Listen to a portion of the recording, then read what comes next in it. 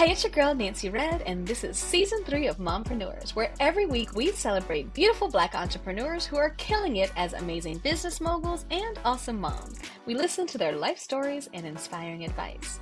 And this week's guest is so inspiring. Now, Sabryia Reese knows that your brand is your voice when you're not in the room, but every room she goes into, she absolutely makes better. And that's why she's known to the people who work with her as the fairy brand mother.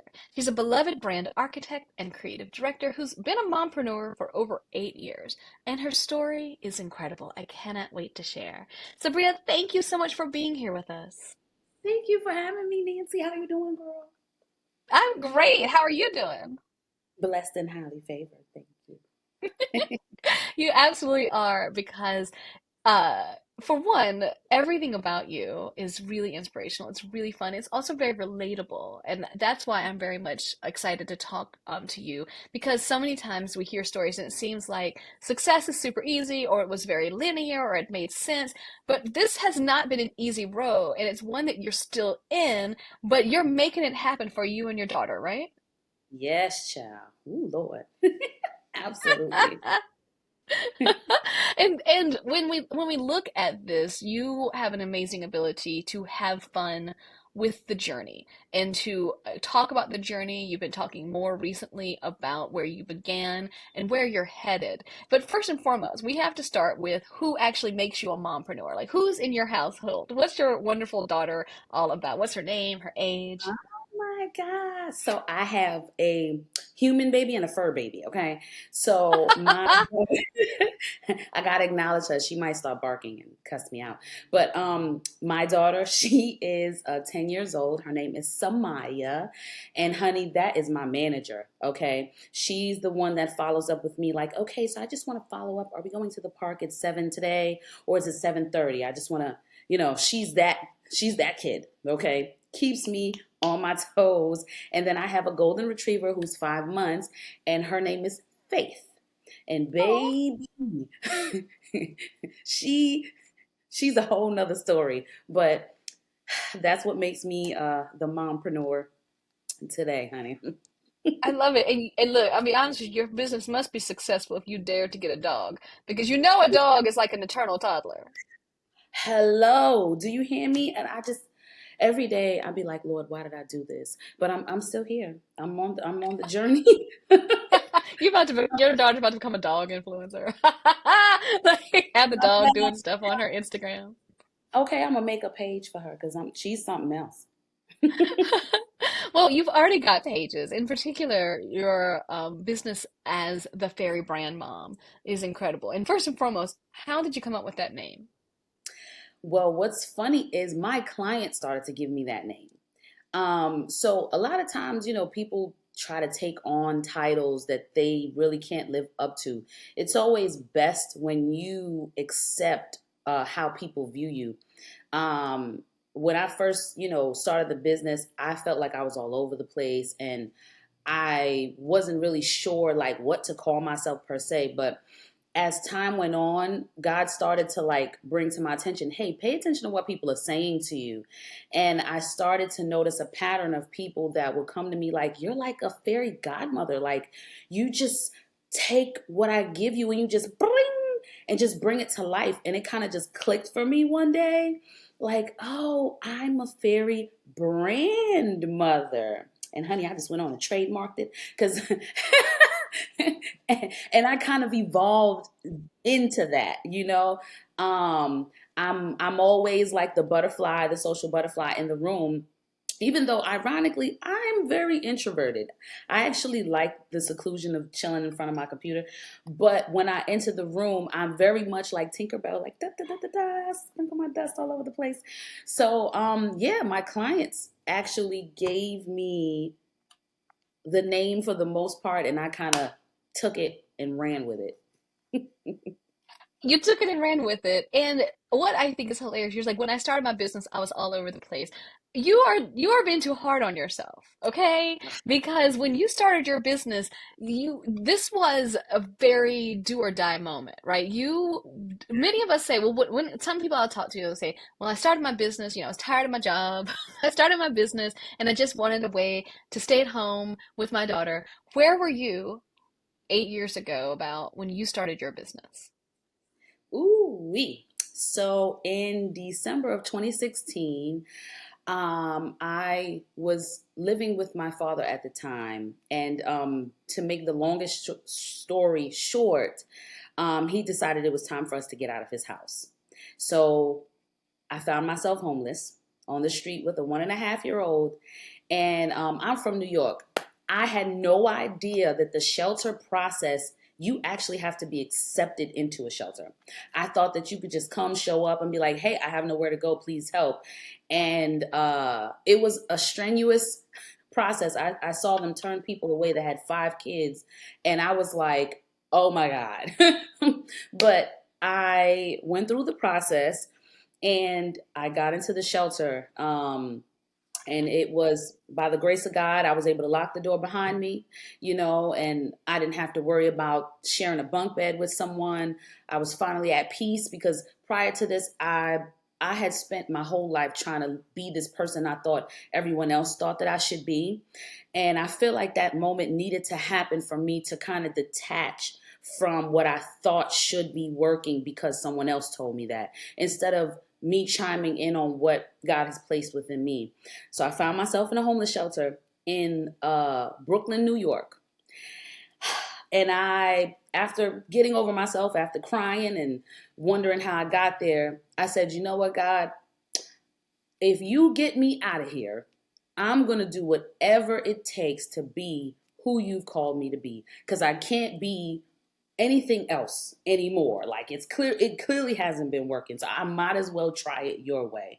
And while I was in there, mind you, I kind of was secluded. I think I told maybe 2 people that I was in the shelter. Like people didn't even know what I was going through.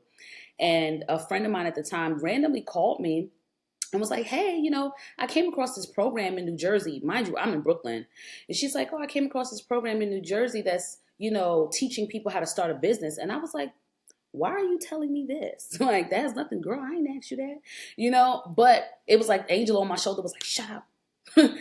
That's for you, and I was like, oh, so, I listened, I paid attention, I joined the program, and it was clearly for me to join because you actually have to pay for the classes.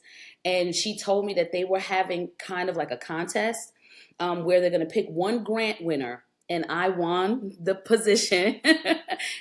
So I was like, all right, God, let's take this journey, and I was traveling from Sheepshead Bay, Brooklyn, the one end of Brooklyn, to Jersey City every week, sometimes with my daughter because I didn't have anyone to watch her.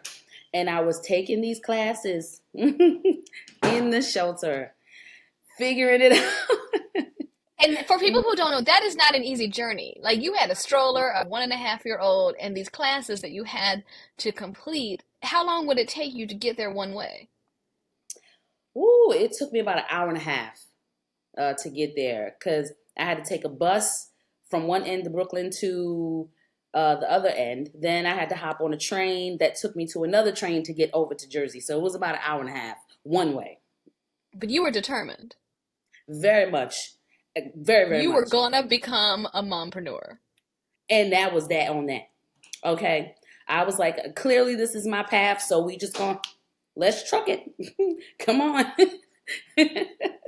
Yes. So you I take had. the classes, you complete the course, you're in the shelter. At what Mhm. point do you turn your knowledge into your business?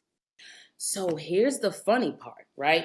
When I finished the classes, I assumed that my business was going to be for me to teach people how to dress and to do their resume and to like help them interview for jobs. Because while I was in the shelter, people continuously mistook me for someone who worked there.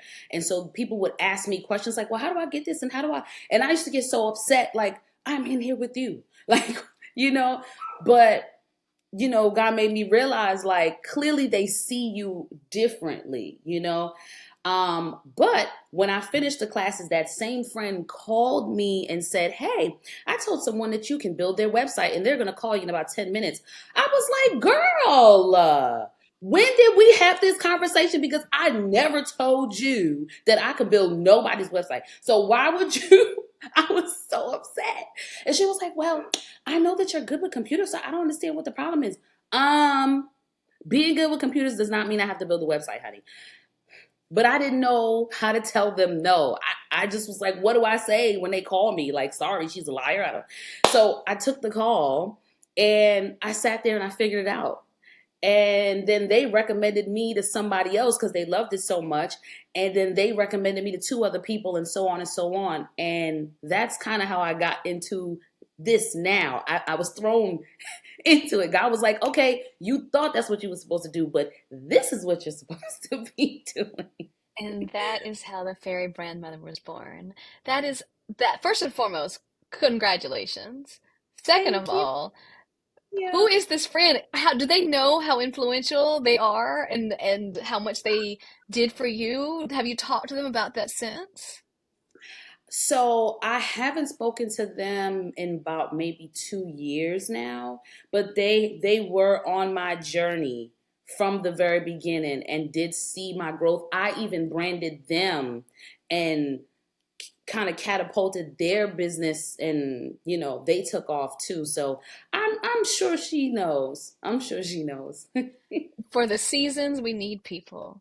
They show That up. And fortunately, in this time, unbeknownst to her, she changed your life. And but she. most importantly, you took the opportunities and changed your own life. So Mm, here we are. You have a year and a half year old. The fairy brand mother has just begun.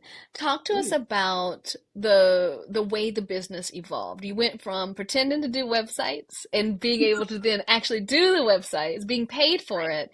What were the yeah. next iterations of your business? Like I like to refer to it as the hustle hierarchy. So 8 years later, here we Mm, are. What mhm. are the parts of what you do? You have books, you do branding, you do events. Yes. So everything that you can imagine, I can create it. That is from your website, your logo, the billboards, things pertaining to your event, the banners, your t-shirts. I mean, if you can imagine it, I can create it. And of course, I didn't just arrive here. With each client, which each of them were referrals. Thank God, they were all like word of mouth. I also took opportunities in between this time. I would show up to events. I would show up to my clients' events that I branded and would meet other people who needed something more and more in depth. And I kind of started to take it on as a challenge. I'm truly thankful. Not everyone has the gift of sitting and being able to like figure stuff out like that. I have had a knack for that since I was a kid. I used to be made fun of because of it. And now I realize everything happens for a reason. And clearly that was my superpower that God wanted to use later on in the near future. But what pivoted and catapulted me kind of taking on more things was during COVID. Prior to that, I kind of was like, I don't know. I think I should be doing this business. I like it, but it's not really bringing me what I want. And during COVID, right before COVID hit, I lost my job. But I prayed and I said, you know what, God, if you want me to do this full time, I need you to make a way. So he was like, okay, and took the job away from me. Like, well, now you have no choice. And then, boom, COVID hit, and all of a sudden, people started to realize the importance of branding and needing certain structures in place for your business. And from then, I took on the challenges of actually designing campaigns and creating billboards and stuff, because prior to that it was like a logo, a flyer, a website. I might dibble and dabble in like social media reels, but once COVID hit, I really started to take on more knowledge of designing the commercials and, video editing, and really diving into the more core structures of what branding is for businesses. It's so interesting how you talk about, always not knowing if your gifts or problems. You say, what used to make you feel ostracized empowered you. Mhm. And what is it like to go from feeling like you're not sure if what you're on to makes sense to having a business that is run extremely heavily on referrals, meaning your clients are not only happy with your work, but they want to spread the wealth. They want other people to enjoy the Fairy Grandmother's experience too. How does that Mhm. feel? How does that change you as a person? Little by little, I get to heal the child that didn't have a me for me when I was younger. um at least when I take time to kind of sit back and just appreciate how far I've come, because as a business owner, especially as a mompreneur, you're going and going and going, and sometimes you don't take the time to really see how far you've come.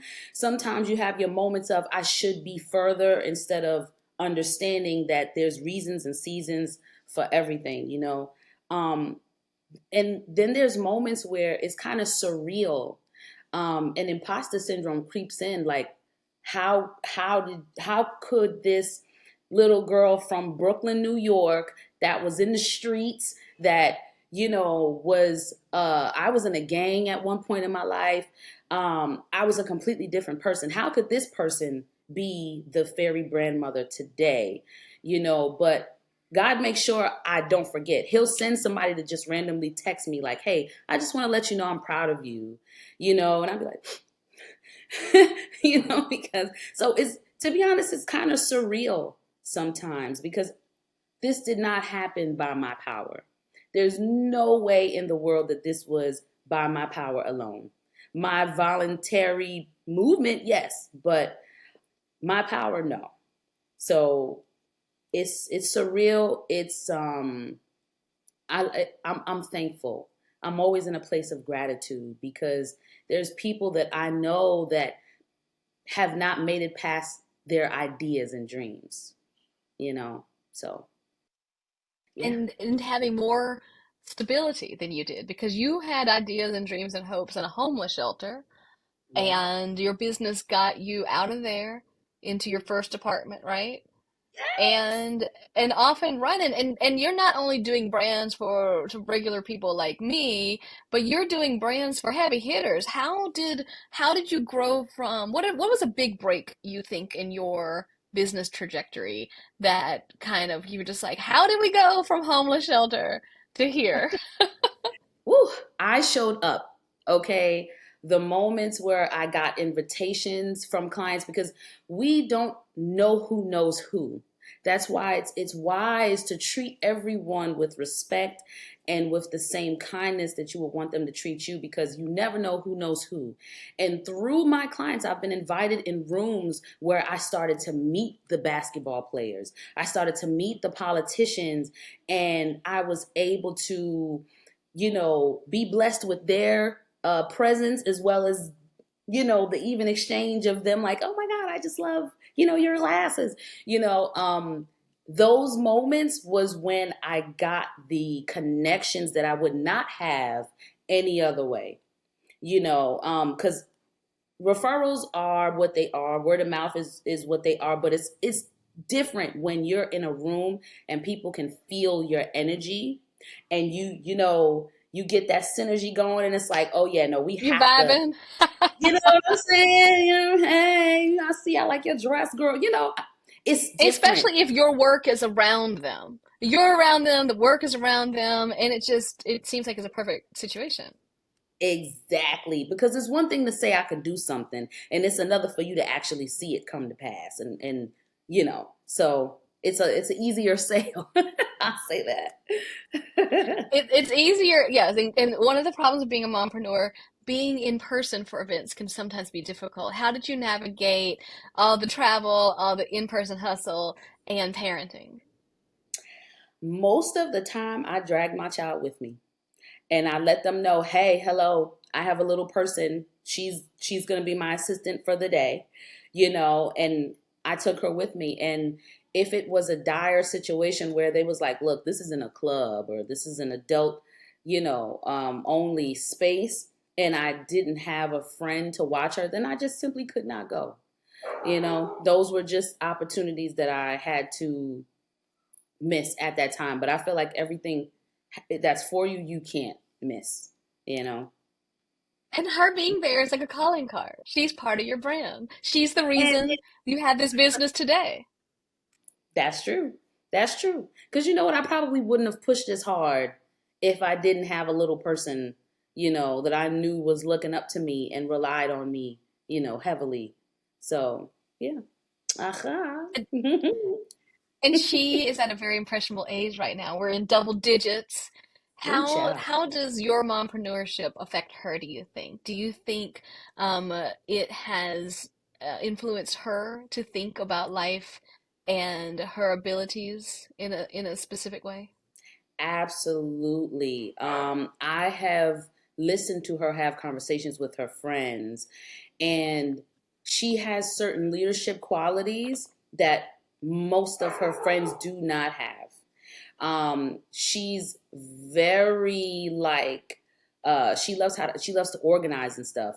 And I've noticed because she sees me orchestrating and organizing businesses, it's given her that confidence too. Because she'll have moments where like, oh mom, I don't think, and I'm like, of course you can. You see your mom doing it.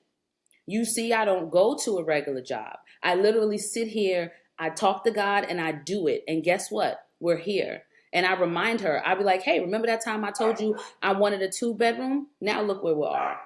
So it gives her like a certain level of like confidence.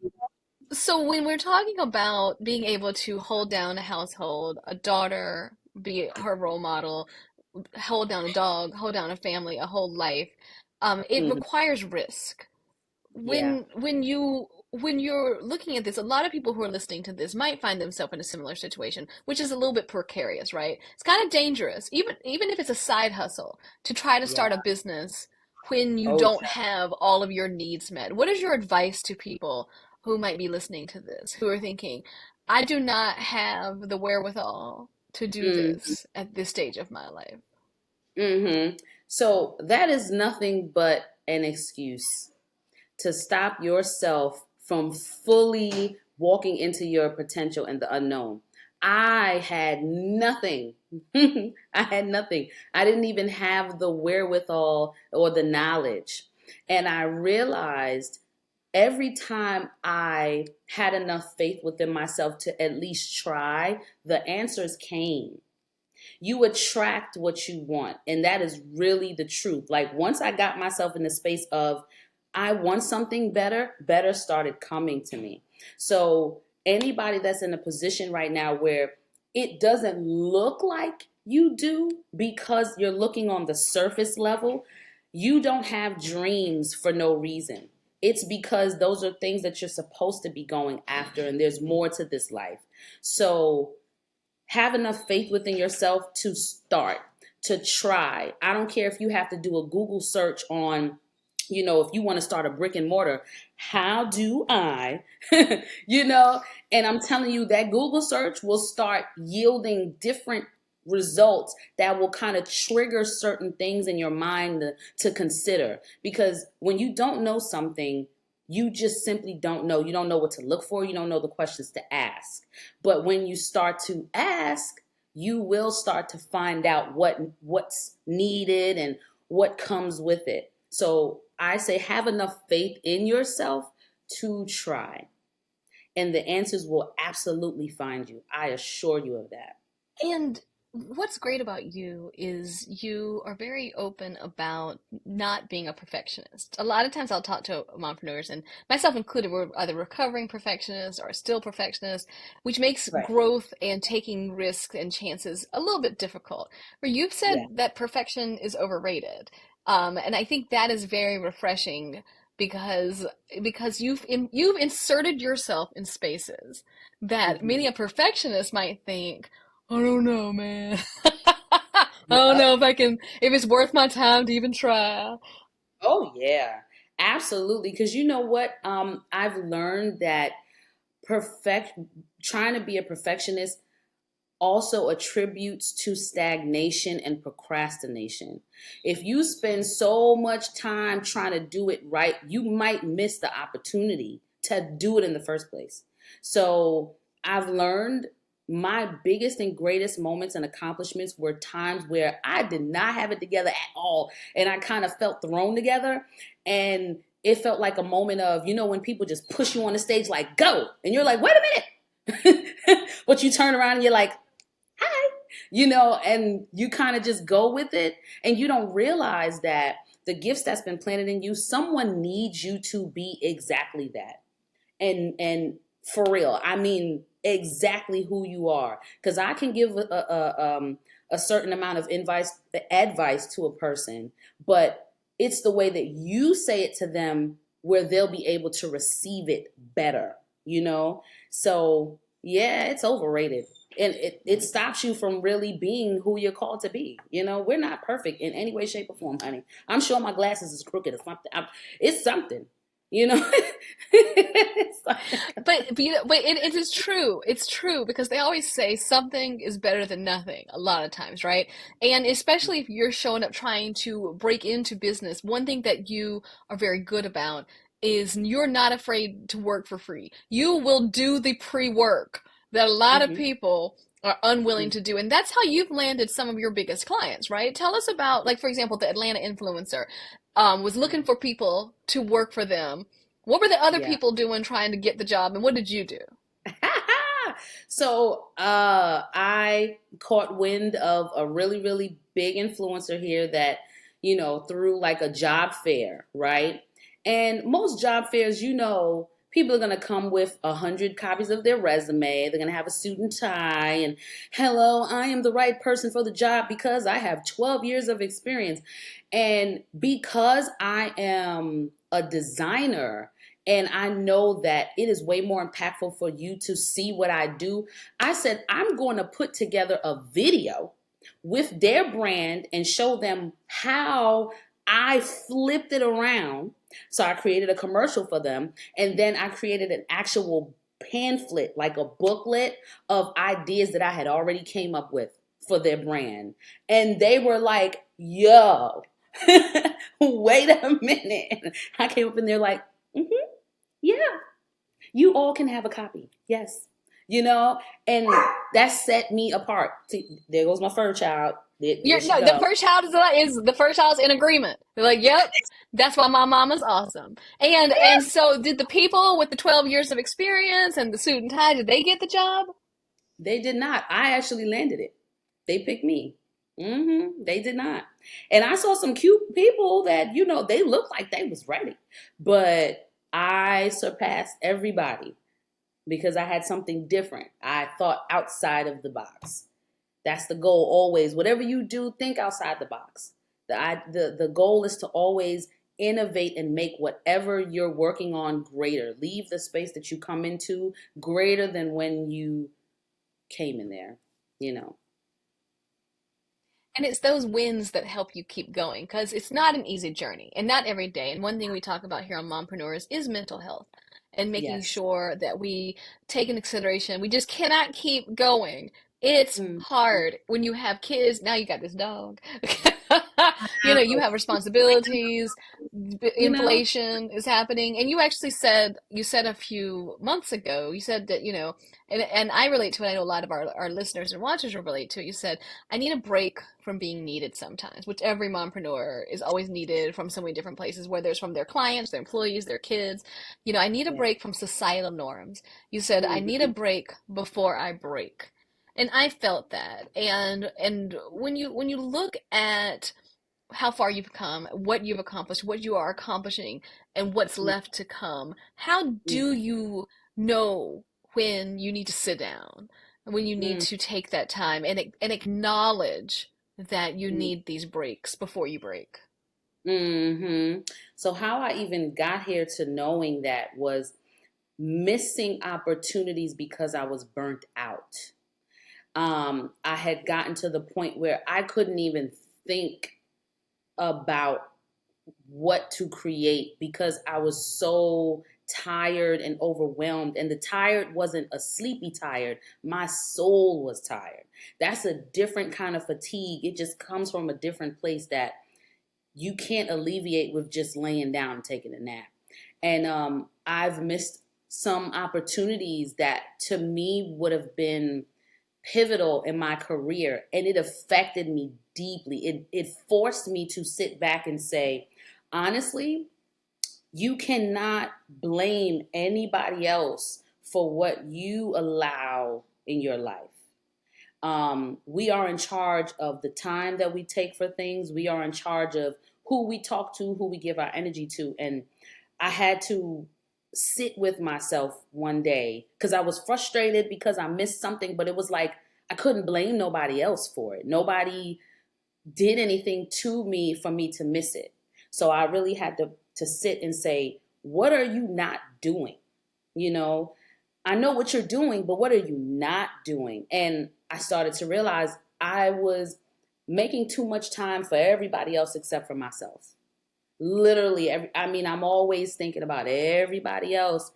And I had to realize I have to say no sometimes. I have to take a day. I have to take hours where I'm just not doing nothing, and I just allowed for my mind to kind of rest.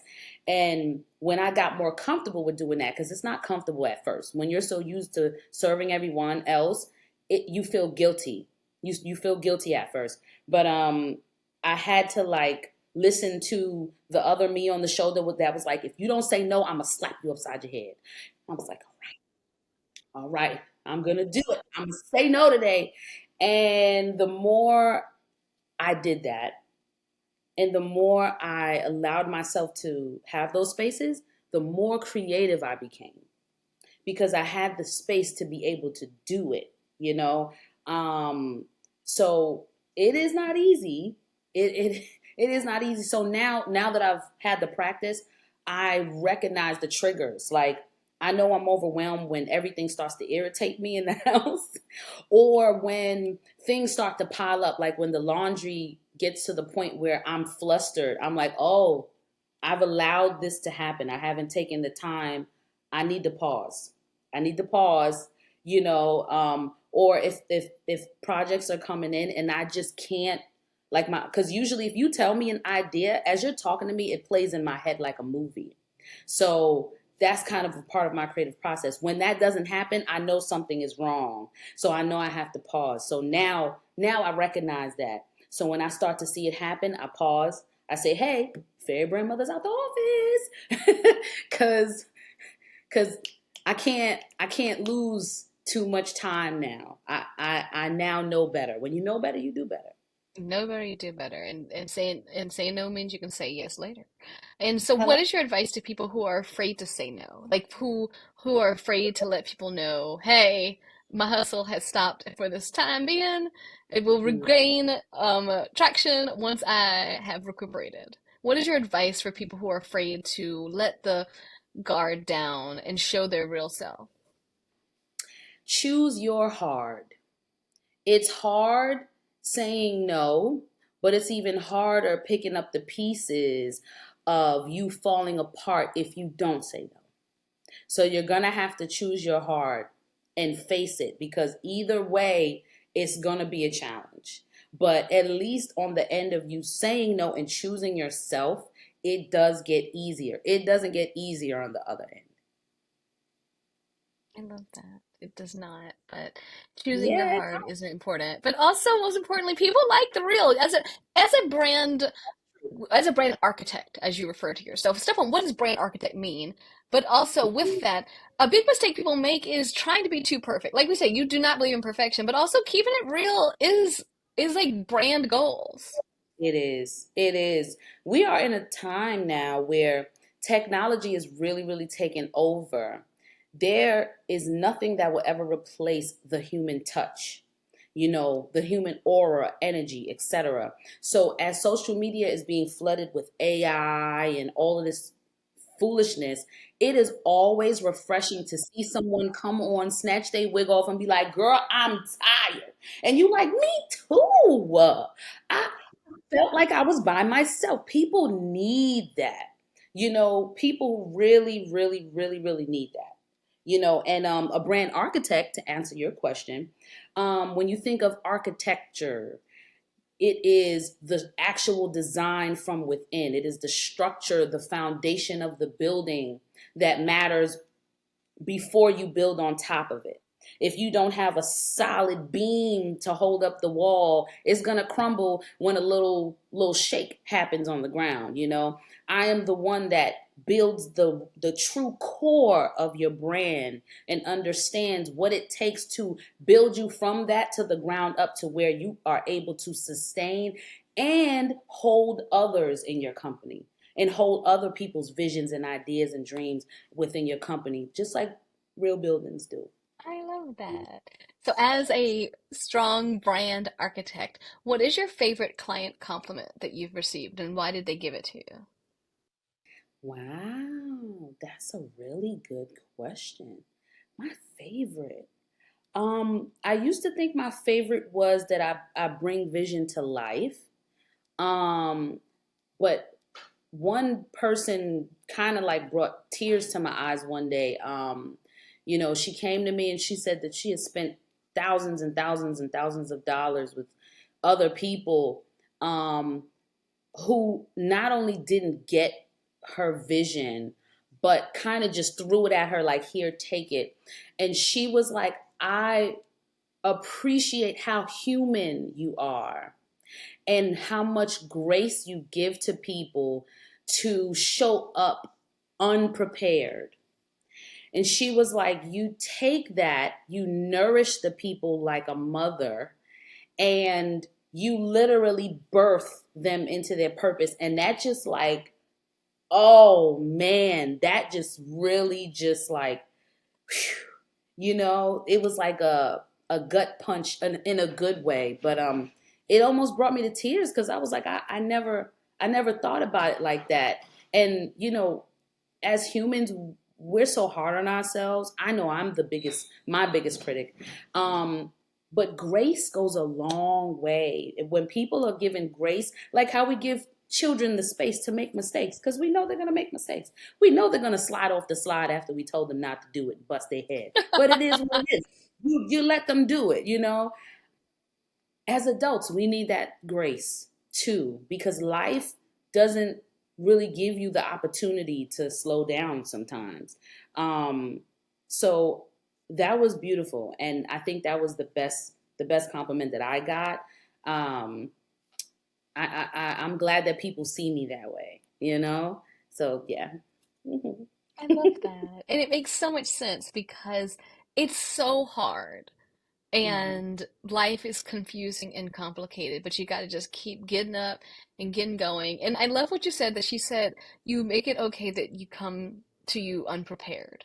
Because I think a lot of people are worried that they aren't ready to brand or do any of this stuff because you have to have like, well, what do you want? I don't know. Doesn't seem like that's an okay answer. But people can come to the Fair Brand Mom with an I don't know. Is that what you're telling us? You're a safe space for people who need a Absolutely. brand but don't know how to get started?